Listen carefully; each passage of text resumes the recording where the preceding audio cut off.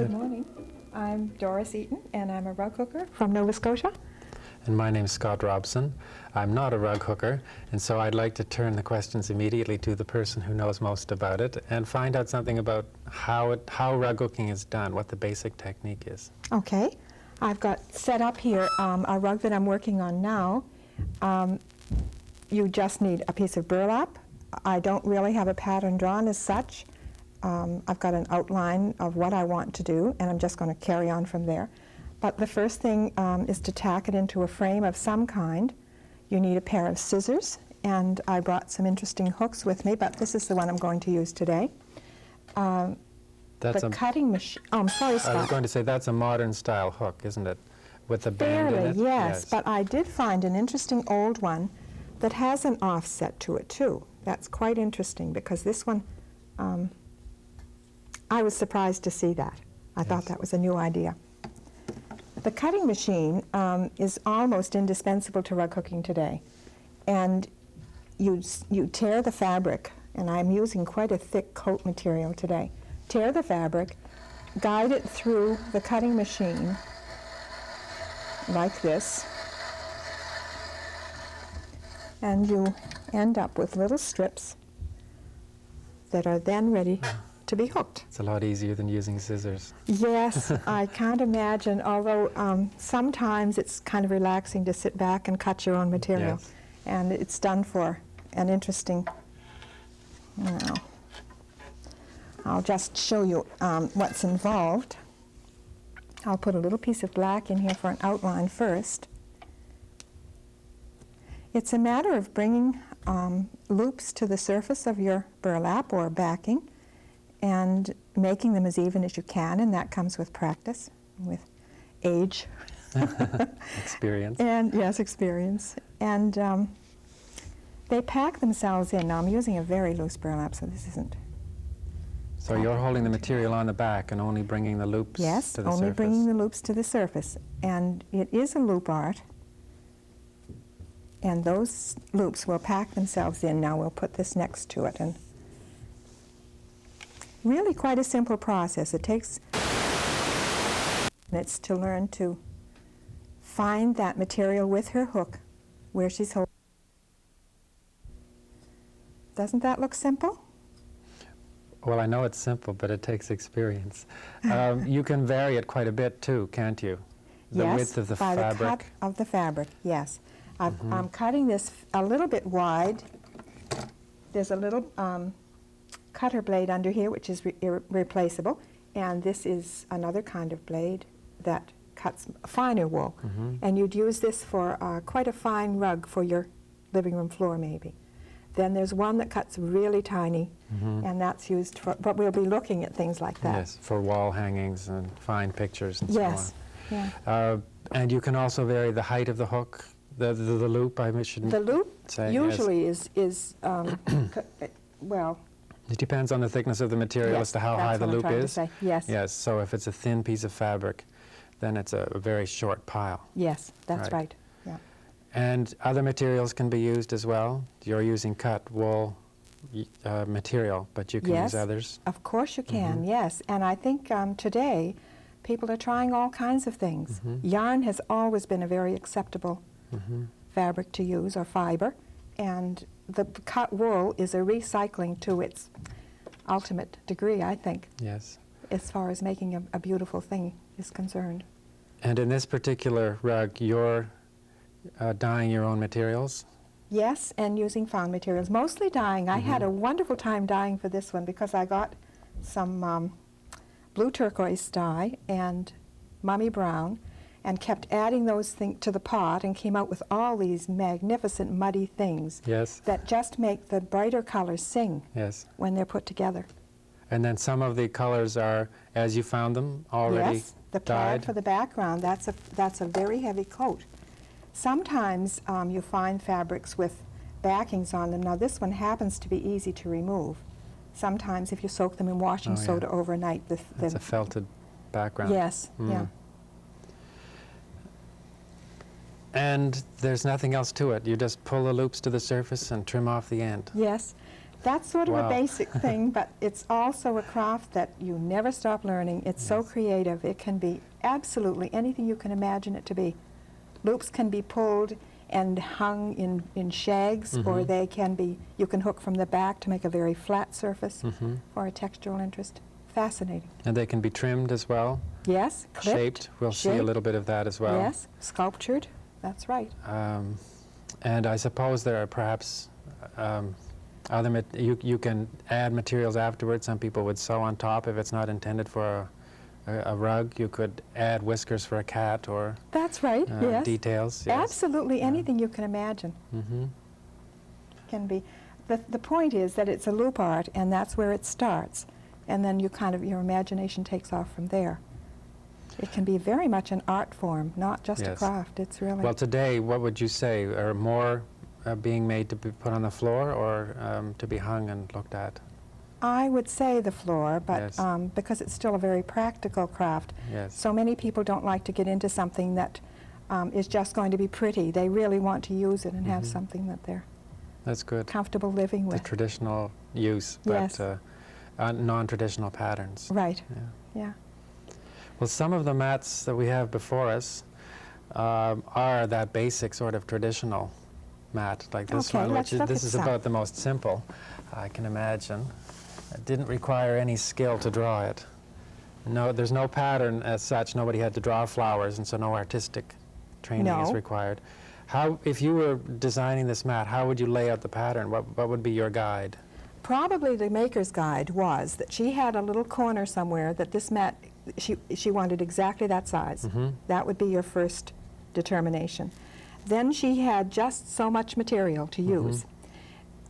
She very nicely carried her colors through, which is a very good idea.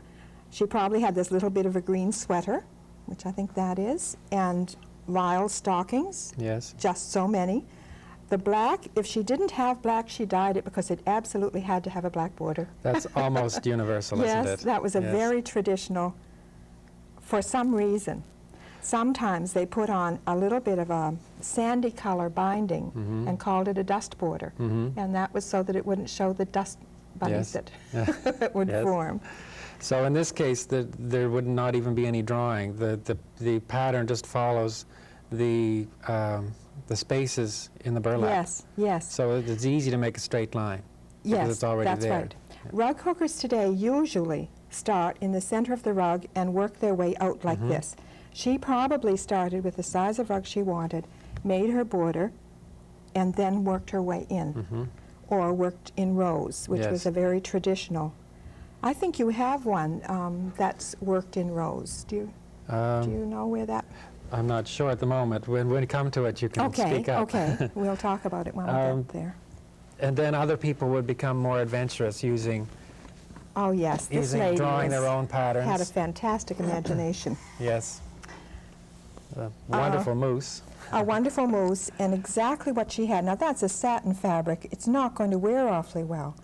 I'm not sure. That's That's a probably cotton. rayon or cotton, Yes. and it will get dirty quickly. But it's humongous mat, isn't it? It's Yes, so yes. colorful and just wonderful. Now these are large loops, and this is probably cut And that's by definitely hand hand with cut. scissors. Yes, some of those which makes loops are them really, irregular. really. Yeah, That's over half an inch thick, that one.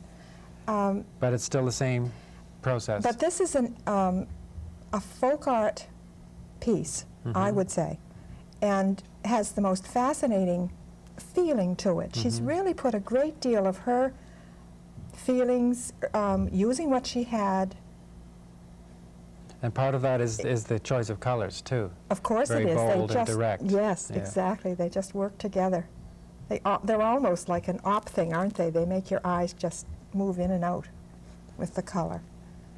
Fascinating piece of work. All right. Probably done by a very untutored lady. Just an old-fashioned approach. Yes, Yes. exactly. This. It makes you wonder. She's designed that herself, I think, obviously. Yes. And so we can do that and come up with some very interesting things. We don't really need printed patterns on backgrounds. Right. People are often However, afraid to we're draw, afraid. though. Yes, They're we're afraid very to timid. set pen to paper. Now, this is a wonderful rug. Even just the feeling nice? of it, yes. It's Yes. made of velvet strips, and it just feels wonderful. This is, in many ways, though, it's still a very traditional mat because it's a simple drawn pattern Yes, and straightforward coloring. And this background particularly, I know I've seen that in old. What do yes, you call hit and miss background, yes. And a Random very, use very of- bold outline. Rather than using a single outline, she's used a double and really made it important to her design. Like auras around the Yes, cats. yes, they're exuding something, aren't they? Yes. So this is just random use of color. Yes, I suppose sometimes you reach into the bag and you get the same color you just had before, so you put it back and take the next one so that it remains that probably quite is true. broken. Yes, it doesn't look absolutely accidental. No. The thing to remember when you're doing this is not to have two pieces The meet. same. The one two above the pieces other. of the same color. Yes, you want to Yes. stagger them so that they have a certain flow. Hmm. Very, And very now for those interesting. people who couldn't, who Here's one. can't do their own drawing or don't want to, this is a printed pattern, right? A commercial Yes, pattern. a commercial pattern, I think from New Glasgow. I would from say the Garrett's. company, yes, a blue nose hooked rug pattern. Now, they're not producing printed patterns anymore, but there's still a lot of them around. Oh, There's yes, still and the people buying them. influence is certainly still here. Because you could copy this without having the printed pattern. You could Yes, copy this yourself. Yes, they put sometimes a piece of brown paper bag on top Mhm. and or underneath, and put pinpoints through so Yes. that they get an outline of their design and then draw it Now out. this is all wool yarn, which is also very old-fashioned, very traditional material. Yes, very much so. It was often the case that they raveled out sweaters and things and used that fabric to make their mats for the floor. This has a black outline and a black Traditional border. to Nova Scotia, Very for common. for surely, yes. All right. Lovely. Colorful. I had a rug to repair one time with rags and with yarn, and the yarn stood up very, very well. Yes. And the color was a little better than the Yes, than it the takes the dye, doesn't it? Takes the dye Yes, better, or holds yes. the dye better. rags. Yes, This is completely different. Wow. completely. It's very, very, very fine work, done with pre-dyed fabric, wool fabric, and cut very, very fine. Probably hooked, all of it has been hooked this way, as though it was woven that way, the way a Persian rug would have been woven.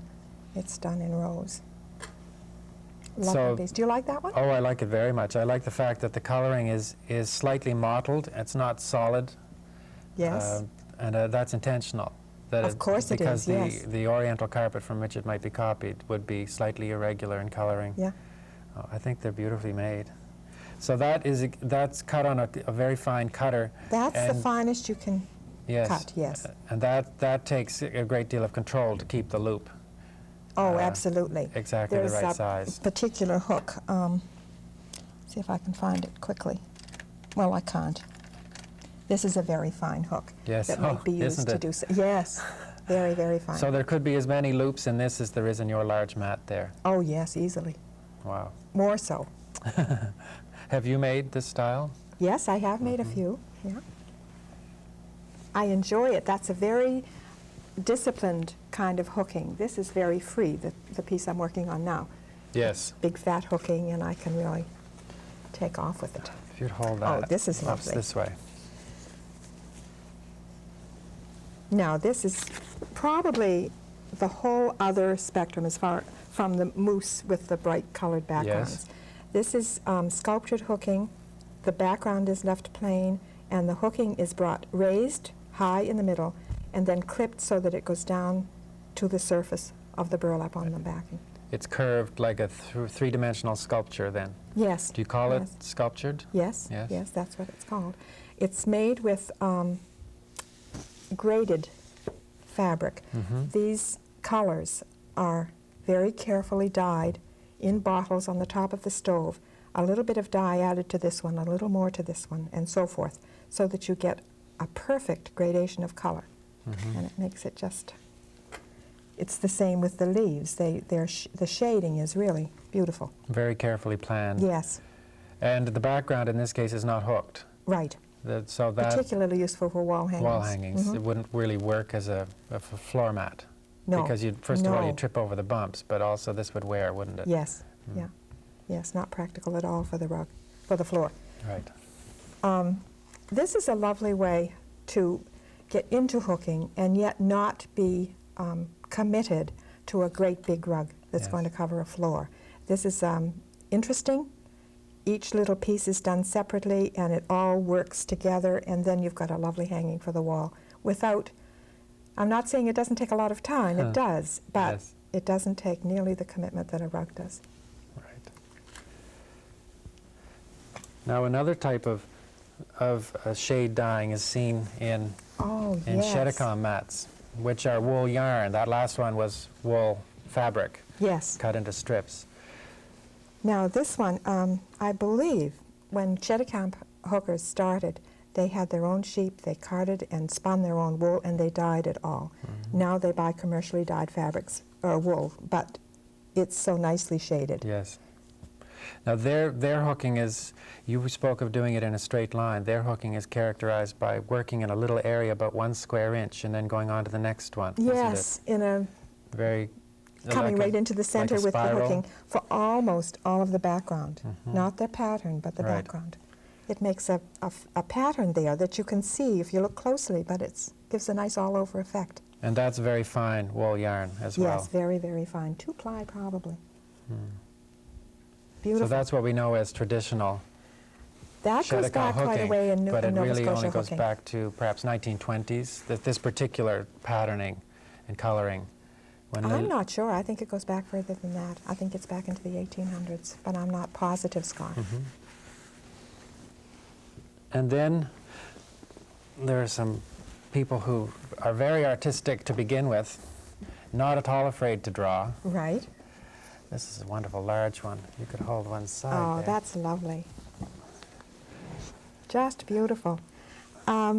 I think for her, it's just another way of doing art. Yes, to hook it is it. definitely an art form.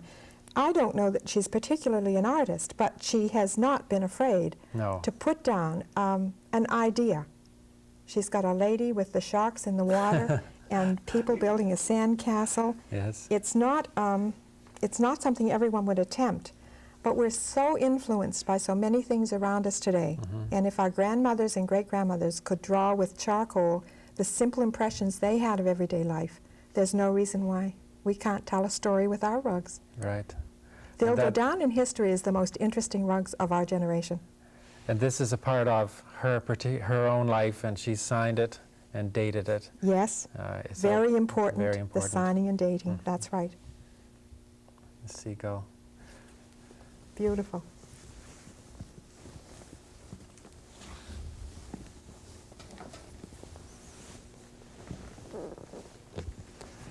This is also very whimsical. Oh, yes. Isn't that delightful? Yes. Just lovely. The chickens in the chicken house, one peeking out through the window. Very wide hooking again.